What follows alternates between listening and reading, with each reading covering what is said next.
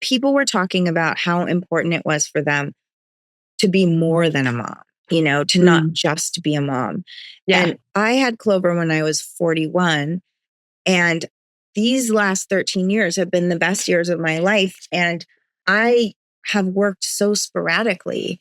And the times when all I did, was just be Clover's mom and a stepmom to the boys, I was so fulfilled. Like I was just like, this is awesome. But what I knew for me, and I'm not saying this for anybody else, but for me required 100% of my focus. And I think that is because I lost my mom.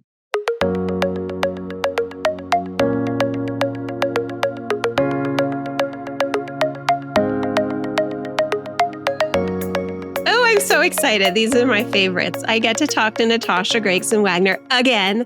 I thought it was an appropriate time as we sort of ease slowly into the holidays to chat with you. I've been in awe of you my whole life that I can remember. But I think these last few years have been huge for what you've built in honoring the legacy of your mom. And I've been doing a bunch of episodes recently kind of about honoring and keeping legacy alive. And I mean, you're like the penultimate person who's done that and keep growing with it. And you have new products out. And I just thought I would want to catch up. So will you dive in right into it and just sort of talk about what you've been doing these last, 18, 24 months, which it feels like you've taken your whole brand to the next level, and why, how the inspiration has come and how deep it's going, and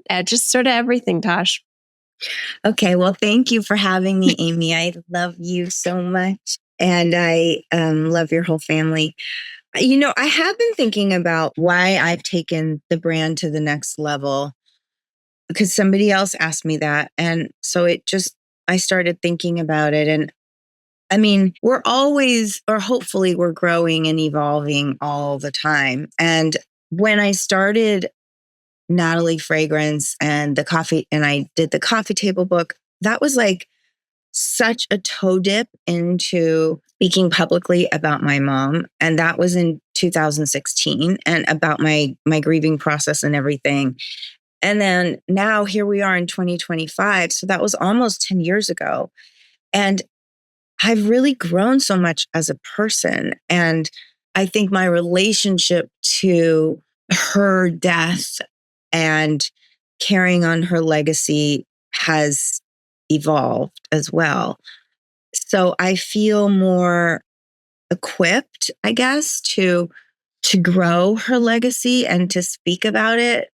My experience. And one little part of it, like in terms of the fragrance, I think of that very much as alchemy. Like I'm alchemizing like the metal, the pain of losing her into this like beautiful gold of, fragrance and beauty and scent and, something a little tangible in a way. I mean, you can't hold fragrance, but you can smell it and you can feel it. And I also think since COVID, this conversation around grief feels much more relevant. I mean, I feel like people are speaking about grief so much more openly. When my mom died, it felt like a stigma. I don't know. Did it feel like that when Lynne died?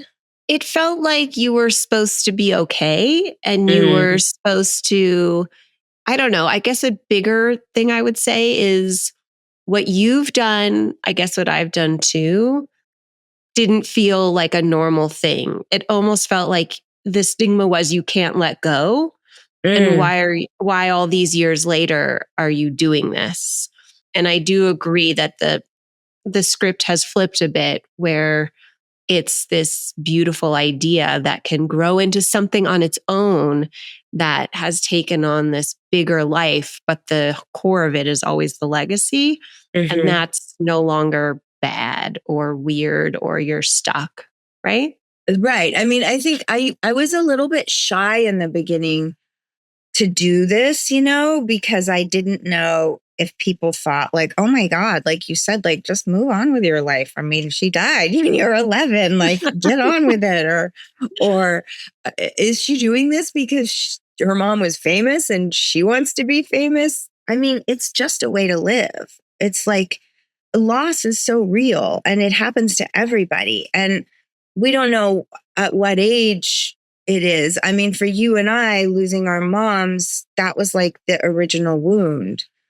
And everything springs from that wound. And so, my real dad died in 2019 and my godfather died in 2020. And Willie Mae Kilke, who raised us, she died in 2017. So I've had like a bit of, family loss. My stepdad is almost 96 years old.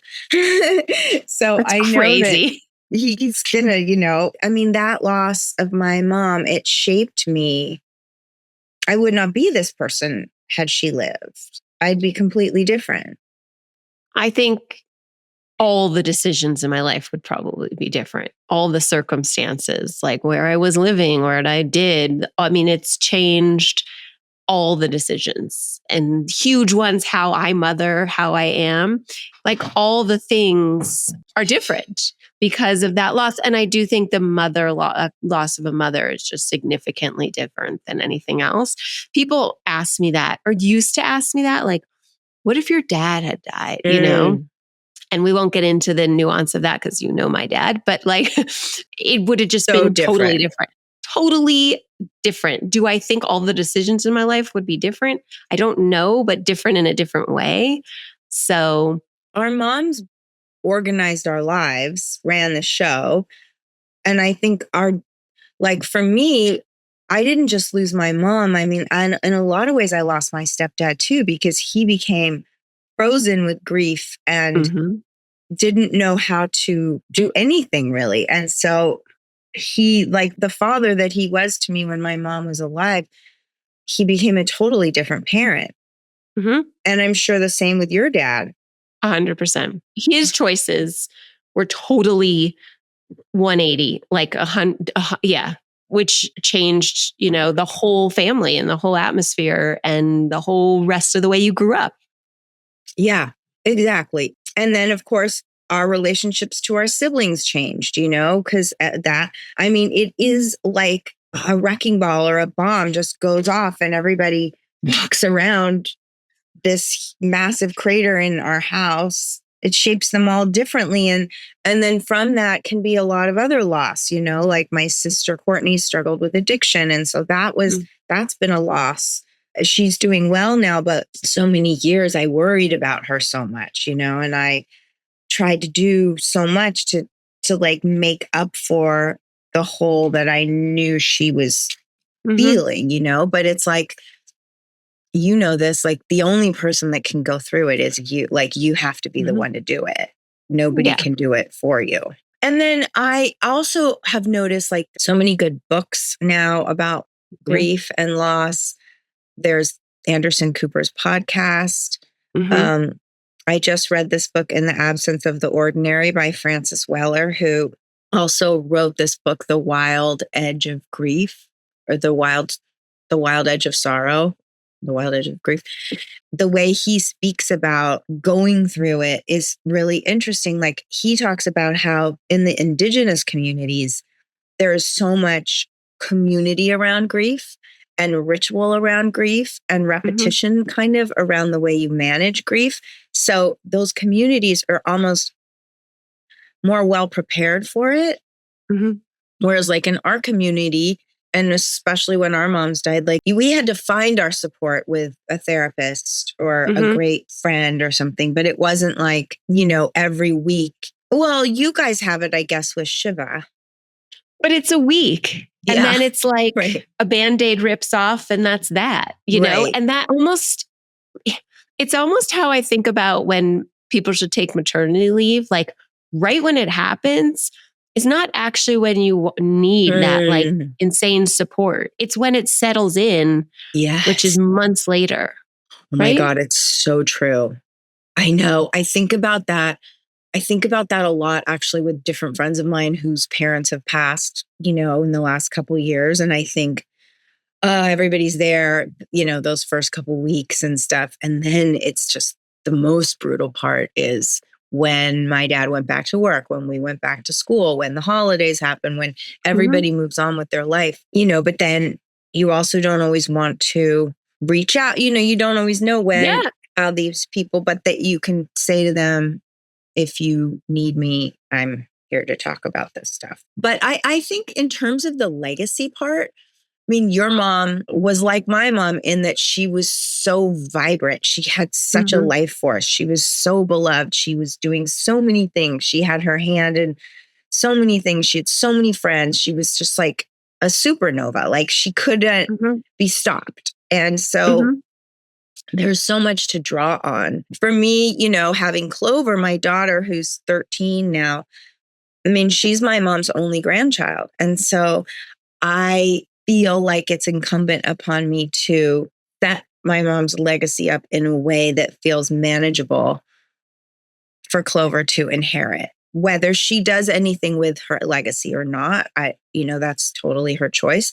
But I want to set it up and organize it so that if she wants to be deeply involved, she can. And if she doesn't, the right people are there kind of guiding it. Because I also really love film, and the industry has been so good to my family. And so I want to make sure that, anything that we have of my mom's is safe and secure, and for, the generations to come to have it. So there's that piece also. And skipping forward, this new fragrance that you put out, and Clover and you did were the stars of the fragrance. And it was so gorgeous to see her. And she carries so many of your physical traits and your mom's. And she's 13, which is sort of this, my first sort of coming of age from young girl to tween, I guess. But you talk to me about that decision, because you are such a private person. And so what that decision was like, and how Clover felt about it, and just, that process. Well, the rebrand of Natalie Fragrance is called L'amour Mère, which means mother love in French. Yep. I wanted to rename it because I have more fragrances. So it doesn't make sense for it to be called Natalie Fragrance. And Clover always loved the rose fragrance. And because the fragrance brand is it's kind of a multi-generational fragrance brand. So I liked, since Natalie is my mom and is called Natalie, then I renamed the rose fragrance Sea Love for Clover. And then the new fragrance, Blue, which means love in Russian, that's sort of about this time I spent in the south of France with my grandma, and these funny walks we would take to this church that she loved. So that's the idea behind the brand. And then, so the photo shoot was unexpected in that we were in Michigan and I was going to New York for some meetings, and I have this friend, Jonathan Ressler, who's a photographer, and he said, can I take some pictures of you for the brand? And I said, sure. And then Clover was bored being in Michigan. We had been there since February because of the fires, and it was August, and she really wanted to come. So I brought her with me. And then Jonathan said, well, what if I shoot you and Clover? And, you guys, we'll just see what happens. So he shoots a lot of ballerinas. And so he brought these tutus and leotards. And so Clover was like, this is interesting. And so she put it on, and then I put it on.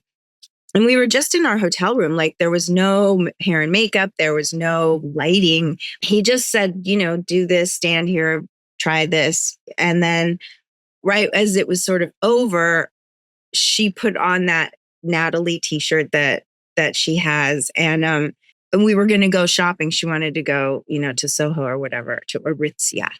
And so she put it on, and he's like, wait, who is that? And Clover was like, oh, it's my grandma. And he's like, I need to take a picture of you in that t-shirt. And so I didn't know if the pictures were going to work or not work or whatever. And then he started to send them to me, and I was like, "Oh my God, these are incredible!" They captured this, like, I feel like they captured this intimacy of love between like a mother and a daughter, Mm-hmm. and the true connection that Clover and I, I know she's 13, but we're still very bonded and very close. And so then I said to her, "How would you feel if we use these as the photos for the campaign?" And she said, "Okay."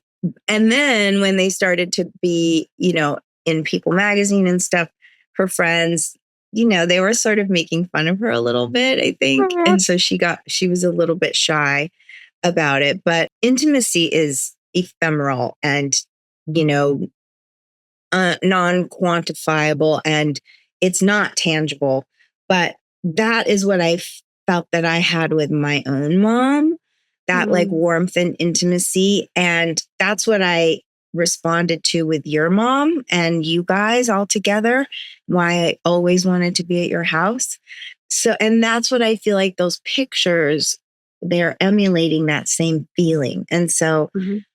I don't know. I'm so happy that it worked out like that. And it's so organic. I also think that it's safety too. I think that intimacy and Mm, safety go together, like feeling you're just you, yeah. right? And that's one of the things I took away from those photos too, is it just felt like you were so safe, and Clover was so safe just being with Mm, her mom.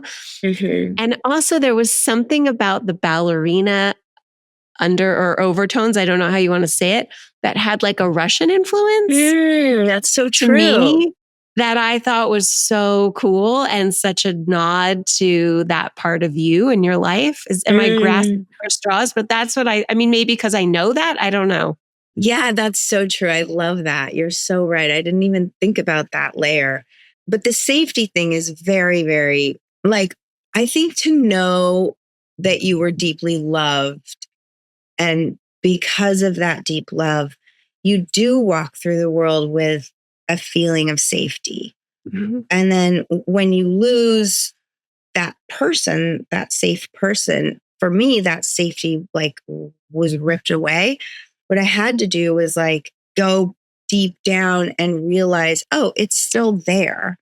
It's Mhm. just, I have to fight for it a little harder. And I Mhm. have to like get rid of all these layers of like confusion and sadness and grief and rage and all this stuff, and know that like I have this container of safety that lives within me, that was like fed all this stuff to be strong, but then it got covered up by, what Life. happened.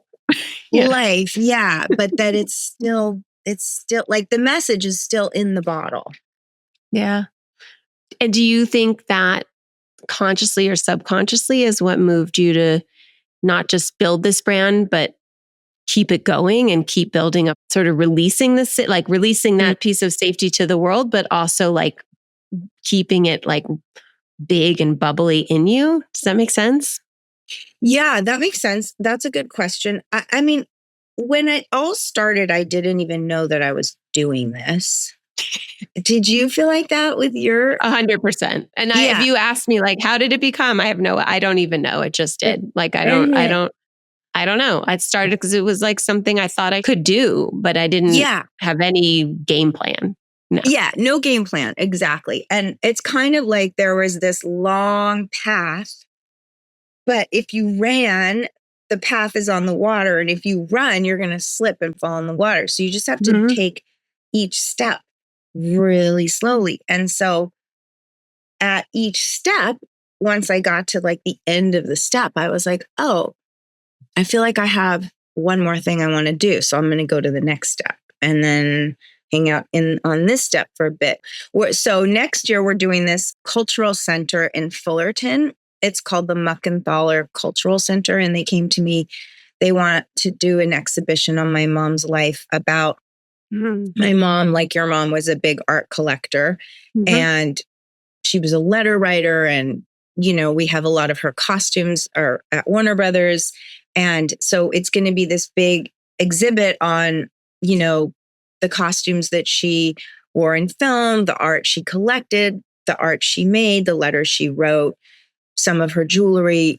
It's to showcase her, that she was so much more than just this iconic actress. And so when they first approached me, I was like less afraid than before when people would approach me. I think, growing up in the 80s, I don't know, I was young and I was more afraid of what people wanted from me or how they wanted to represent her or something like that. And now that I'm 55 years old, I feel like, oh, I can meet with these people and I can make my own decision if I like this idea or I don't like this idea. But the through line of all the decisions I make is, what is the best way to, preserve and honor her legacy and keep it moving forward, because she gave so much to film. And also just, I think,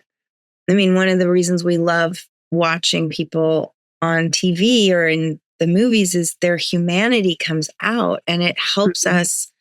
The way they interact with people helps us understand our own relationships. And so I think she really touched so many people besides her children and her husbands and stuff. So I want to give that. I'm a people pleaser. And so I want to keep her out there for people, and I'm always so touched and honored that they love her.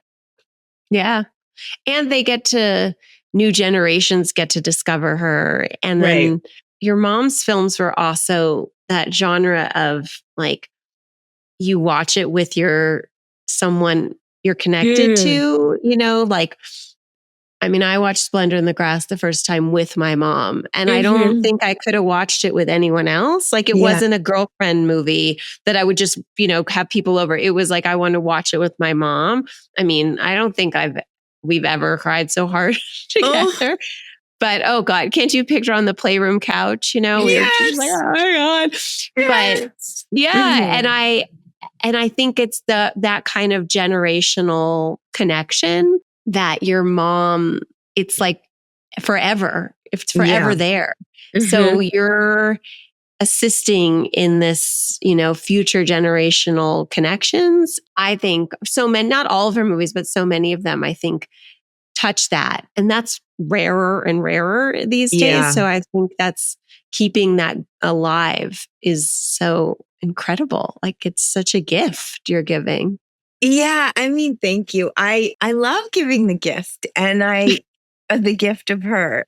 She is a gift, and it's complicated being the child of somebody so iconic, because it's like, on the one hand, you have her in all of these films, but most of her films, I didn't know her, she was younger and not my mom. And so I look at her and I try to figure out, like, who is that woman? Like, she's familiar to me. But now, do you feel like this? Like, I feel like I'm her mom now.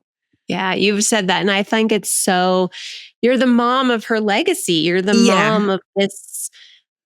Yeah. And becoming a mom and then becoming older, all these things. I was looking at old pictures the other day. My sister gave me some ones I hadn't seen in a long time.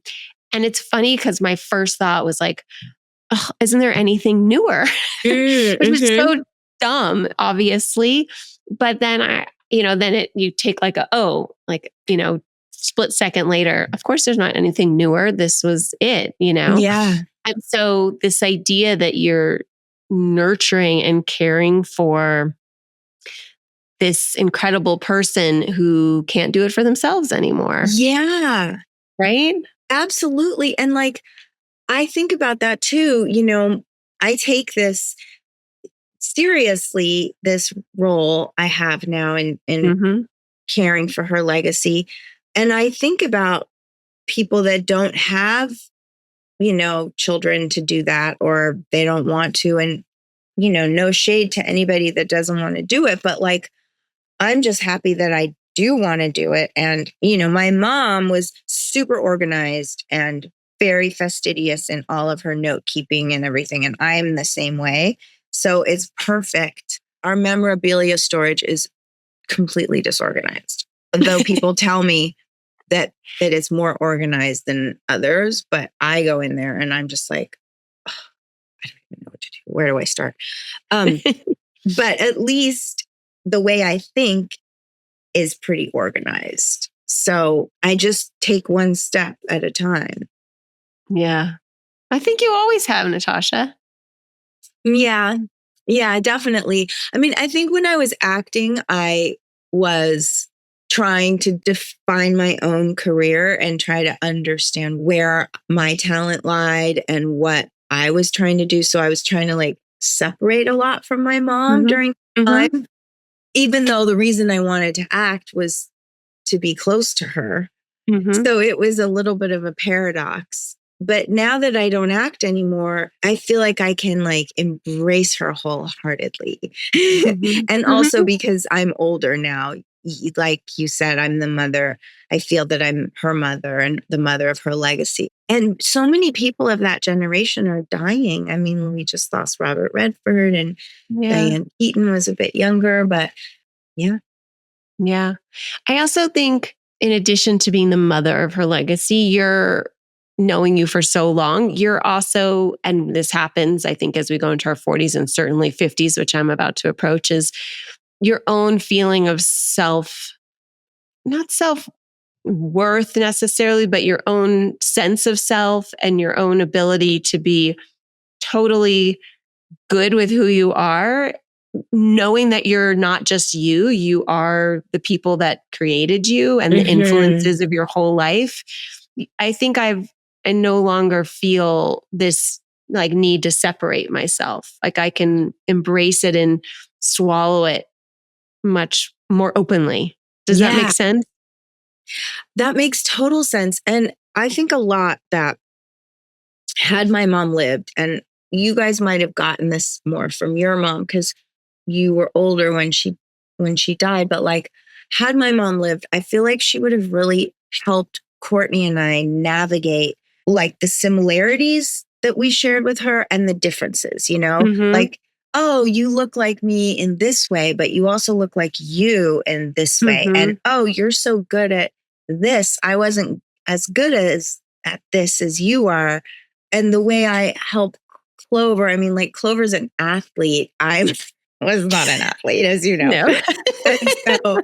So, I can, like, I didn't know the first thing about basketball. Now I know a lot about basketball because That's she plays and her brothers played basketball. But like, so because my mom died when I was only 11 and Courtney was 7, I think it's been a lot of hard, painful work to find out where we excel, or where we're just as awesome as she was, or where we have strengths that she didn't have, like, because she's so immortalized. That's a piece I couldn't relate to, but I think, well, maybe in some ways, but certainly not to the level of your mom. But I know that knowing you then, that was really hard when you were younger, and certainly seems to have, I don't know if the word has gotten less hard when you're older, but you've understood how to embrace it while embracing the things that are essentially Natasha, that are you and no one else, and how those are amazing and phenomenal in equal or better parts than the phenomenal parts that you maybe used to compare to your mom. Exactly. Like it was like for a long time, I felt like there wasn't room for us both to be amazing. Like she was amazing and I was her daughter. And so she was up here and like I was down here. But as long as I was like holding her up or something. And now I'm like, oh my God, we can exist. Like hope and fear can exist at the same time. Sadness and joy can be there at the same time. Like two things can be true at the same time. And so that's what I think my 50s are starting to be about, is like having a lot more appreciation for myself and my strengths and my own unique beauty, my own unique intelligence, my own unique talent, all of that. And sometimes I look at my daughter at Clover and I'm so happy that she doesn't look just like me or just like Barry, because I have looked like my mom from the time she was a little girl, but she loved that I looked like her. And she would always tell everyone, Natasha looks just like me when I was a little girl, or look at me in this movie. You look just like me. And so I was like, wow, I look just like her. So, but it was like a confusing message, and totally. And of course, I don't look just like her, but I definitely resemble her probably more than Courtney does. It's both. It's a cross to bear and it's an honor, Yeah. My mom used to talk about that, She about did? how much. Yeah. I remember her talking about that, like how much you looked like your mom. And she wondered, I remember her like wondering, like, how does that land? How Yeah. does that make you feel? And I think, those were your teenage years. So I think that in addition to just being confused on life, I think that was probably confusing and difficult to navigate. But you've certainly figured that out, which should feel really good, right? I mean, that's just a small piece of the pie, but. Totally. Yeah. I mean, I remember like when I was younger, like in my 20s, and I'd be somewhere and people would stop me and they'd say, you know who you look like? You look just like this actress. You've probably never heard of her. Her name was Natalie Wood. And I never would say, like, actually, she was my mom. I just say thank you, but yes, I did know who she was. And but I remember, like, I always liked it when people that I didn't know would tell me. But when people that I did know would tell me, I was like, I didn't know if I trusted what they were saying, or they just, is this a platitude? Why? And I look like her, but like a watered down version of her, like that's what I would tell. That's terrible, Natasha. I know, but I had to get to that place of, I mean, and it's weird. We're older than our moms, right? How old was Lynne? Almost. I'm older than she was when she was diagnosed with cancer, but she died at 53. So. Oh, okay. So that's going to be interesting. That will be really interesting for you. Yeah. It was interesting for me when I turned 49 because I felt like, I've talked about this a little on this podcast, but I felt little like I had been holding my breath that whole year. And like that feeling was interesting. It was actually really, my husband and I were driving last weekend somewhere. We were talking about all the fun things that we do. Like literally, we were like, we do so many fun things. We're so, it's so great. Like we do things that, yay. And we were saying that, being in your 50s now doesn't look the same as our parents' 50s. And it just, we dress differently. You and I've talked about that a lot. Like our moms were like dressed like they were going to the, the fanciest luncheon every day when they literally might not have been doing anything. And we hold ourselves differently and we do things differently. I think we're more active in different ways.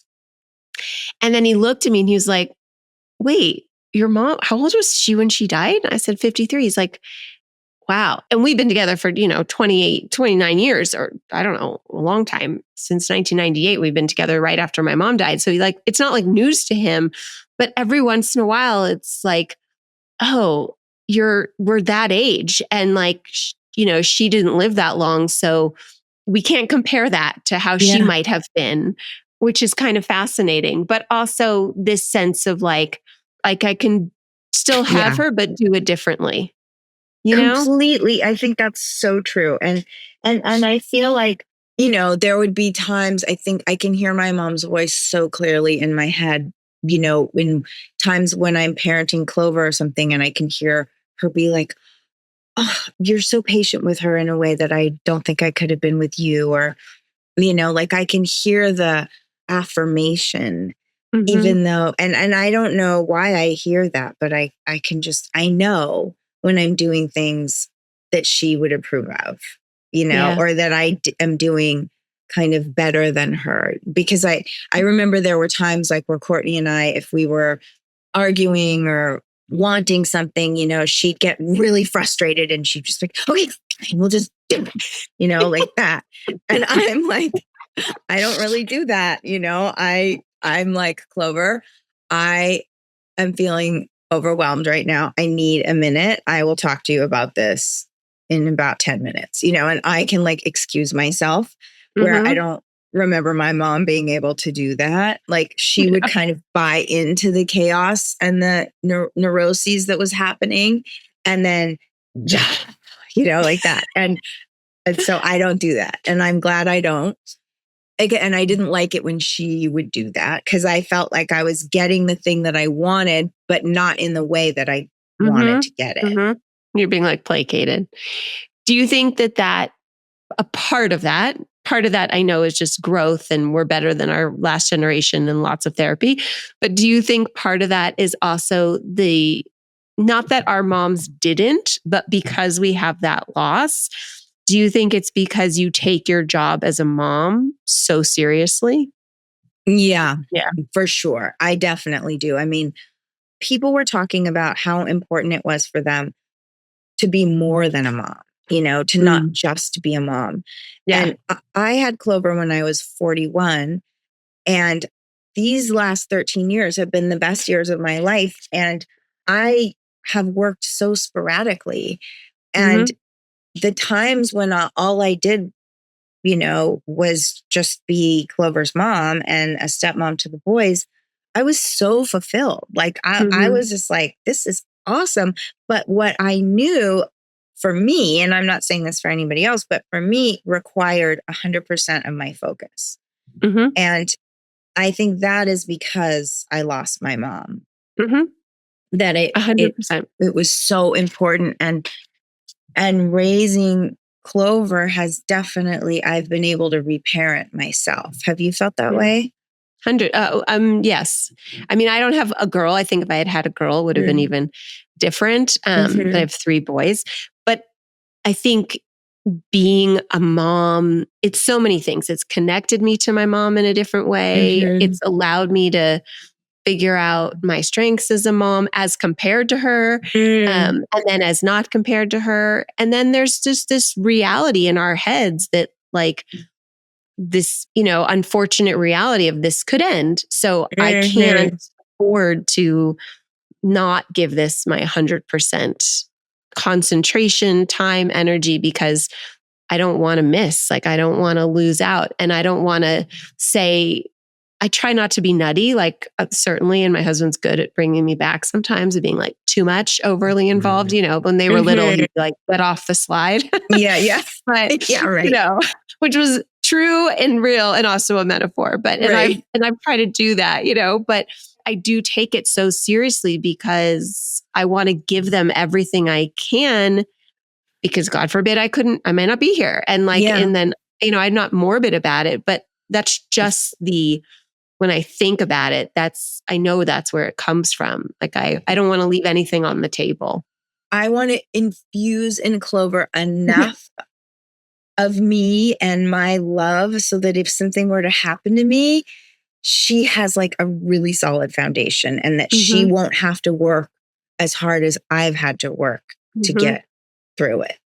Yeah. I love that. Infusing is the best word. And like knowing that safety lock bottle is instilled inside of her and she'll never have to doubt it or look too hard for it because you've spent, her whole life that you've been with her, like really making sure that's there.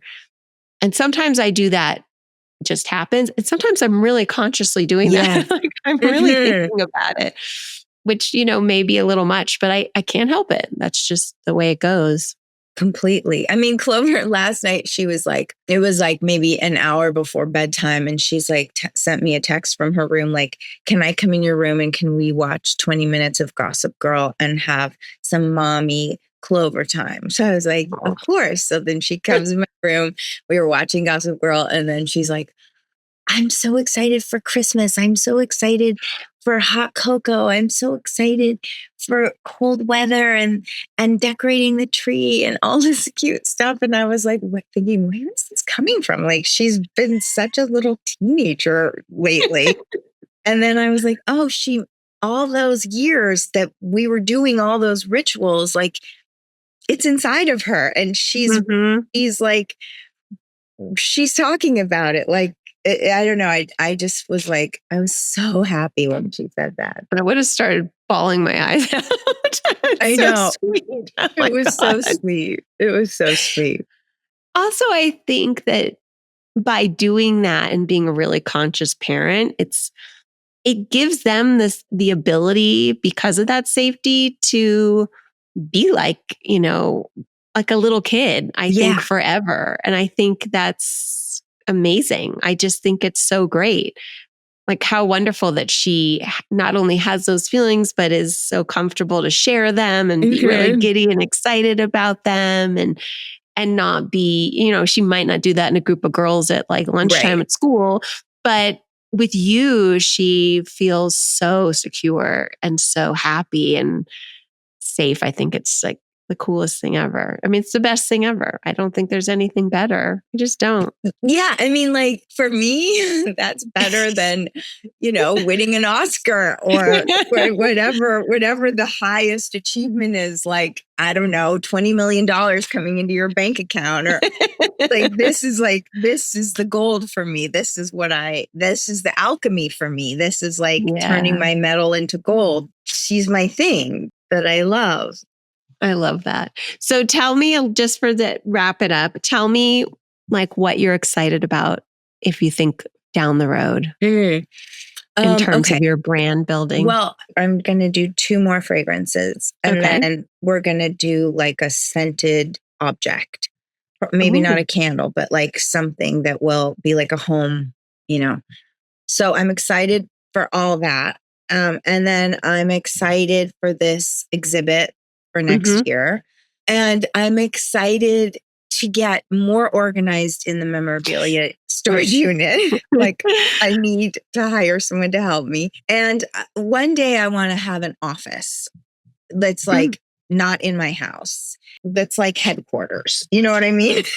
And I can really go there to think and collaborate with people. I'm collaborating with one friend of mine who's a jewelry designer, Lynne Wood, on a piece of jewelry that you can wear that you can put fragrance inside. Oh, I love so that. Like these kinds of things. But like we were talking about earlier, I'm just on that one little step and I see the next step, but I don't know that I'm ready to take the next step until I know when, you know what I mean? So it's like, I do find that just staying present and in the moment and slowing down is really helpful for me. I am somebody that I love to multitask. I love to have like a ton of plates spinning in the air, but I don't think I get as much done when I do it like that, and it's less intentional. So I'm really trying to be much more intentional with my time and with my goals.